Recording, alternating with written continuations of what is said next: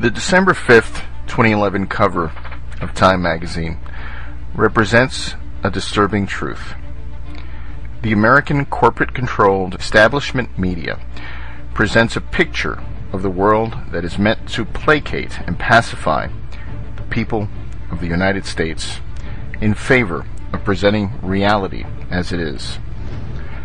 While the covers of the European, Asian, and South Pacific editions have an image of chaos in the streets in Egypt with Revolution Redux in bold white letters in the center, the American edition is a cartoon with the headline, "Why Anxiety is Good for You."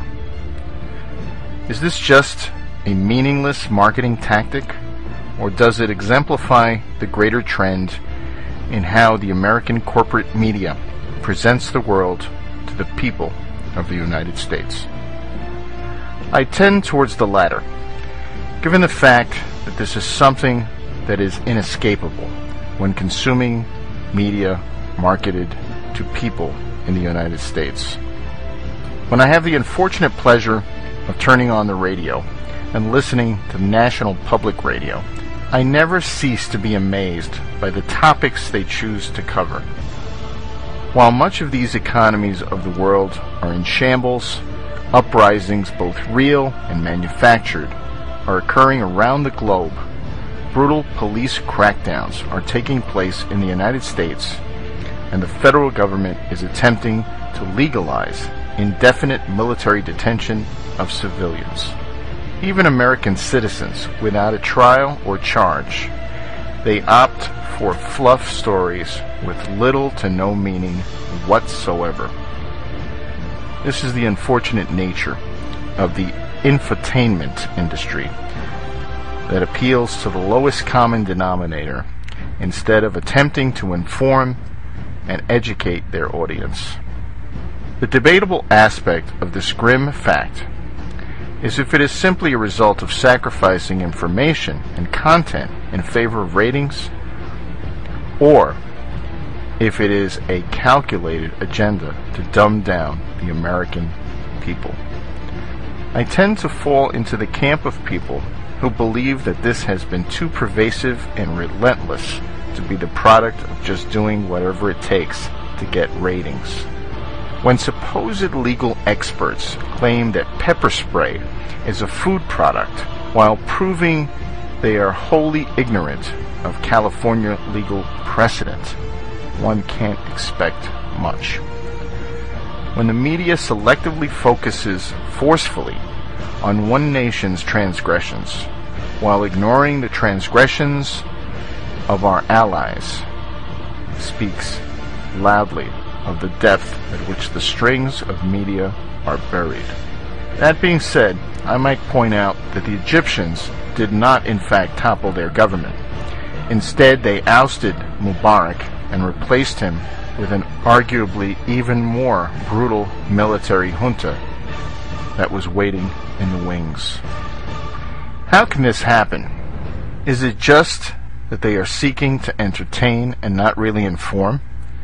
Or are news outlets actually there to make the American people perpetually ignorant, misinformed, and distracted in perpetual bread and circus? The mainstream media presents such a limited spectrum of information out there, especially when it comes to broadcast television, that it is hard to believe that it could simply be a natural result of the push for ratings over all else. The truth would command much higher ratings than any piece of fluff we see today. The worldview presented by the establishment media is so consistent and carefully crafted that it would be quite surprising if they all happened to decide to present such a version of reality completely independently.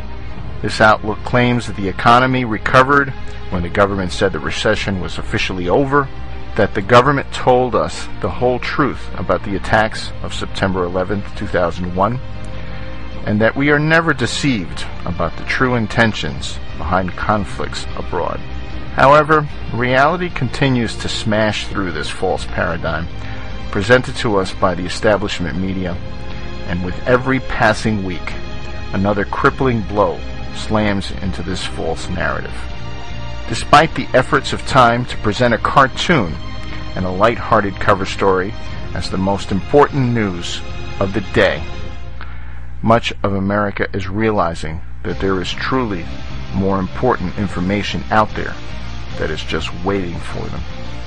The most fatal flaw of the establishment media is the Orwellian doublethink that is used on a disturbingly common basis.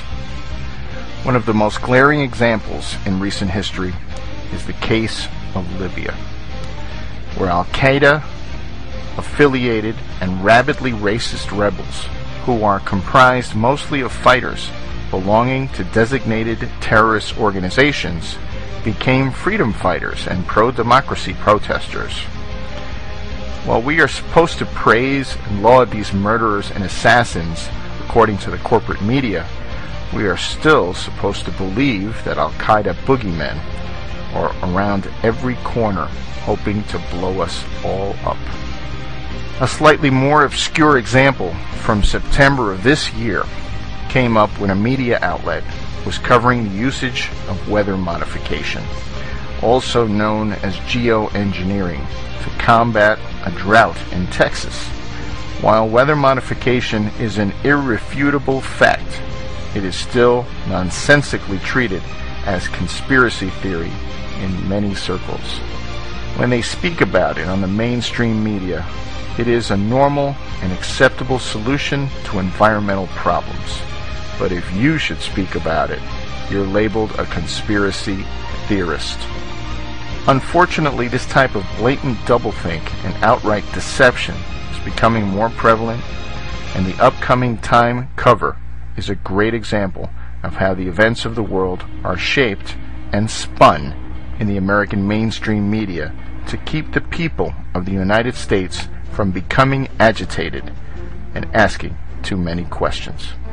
Thankfully, there is the alternative media, which is growing independent of traditional news organizations and funding sources, thanks to readers and business owners who are willing to support the new wave in journalism. In the vacuum of lies, we as citizens must become those outspoken journalists ourselves and tell the story that needs to be told. We must become the tellers of the truth and expose the lies, treachery, and treason. We will continue to present the truth, the whole truth, and nothing but the truth, while the establishment media continues to present dumbed-down nonsense, which will only serve to drive their viewers to sources of real information.